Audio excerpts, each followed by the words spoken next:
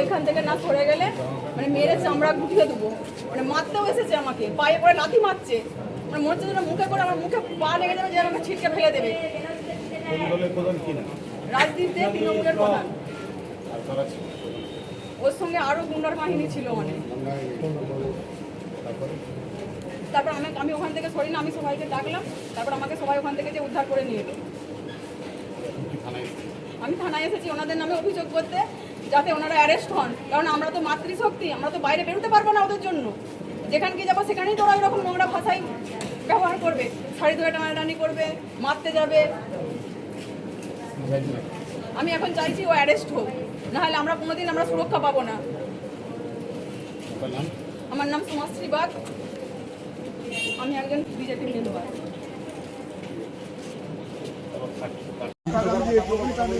দাদা বিষয়টা কি হয়েছে?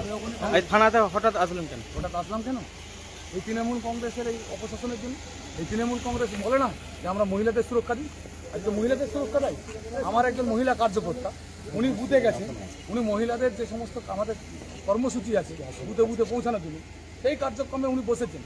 আর ওনাকে যে অসভ্য ভাষায় গালিগালাজ, ওনার শ্লীলতাহানি করেছেন কে না কামারপুরের প্রধান।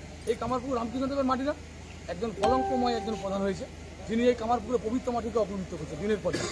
ওনার বিরুদ্ধে উনি অভিযোগ করবেন, লিখিত অভিযোগ দিবেন, আর থানা স্টেপ নেবেন এবং আজকে রাতের মধ্যে ওনাকে কি কারণে এরকম অকথ্য ভাষায় গালাগাল?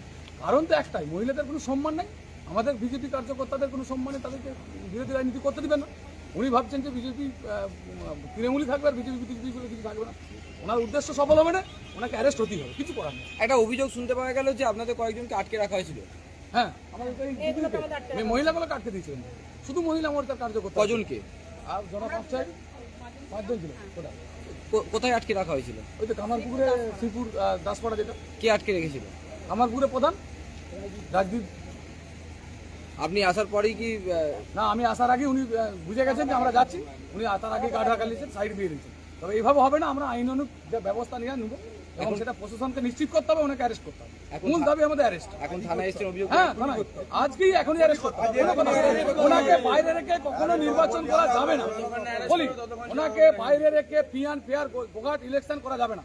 আমরা গোঘাটে হিংসামুক্ত ইলেকশন দেখতে চাই, নিরপেক্ষ ইলেকশন দেখতে চাই। গোঘাটের মানুষের জনমতকে উনি নির্ণয় করে দিবেন নাকি?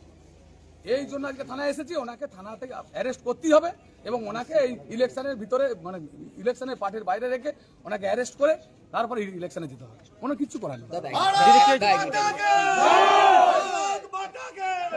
জ্যোতিষ জগতে অদ্বিতীয় ডক্টর অঞ্জন শাস্ত্রী, আপনার উজ্জ্বল ভবিষ্যতের একমাত্র দিশারি।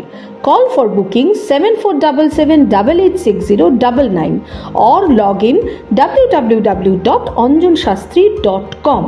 ডাউনলোড করুন আমাদের exclusive mobile app astro Anjan.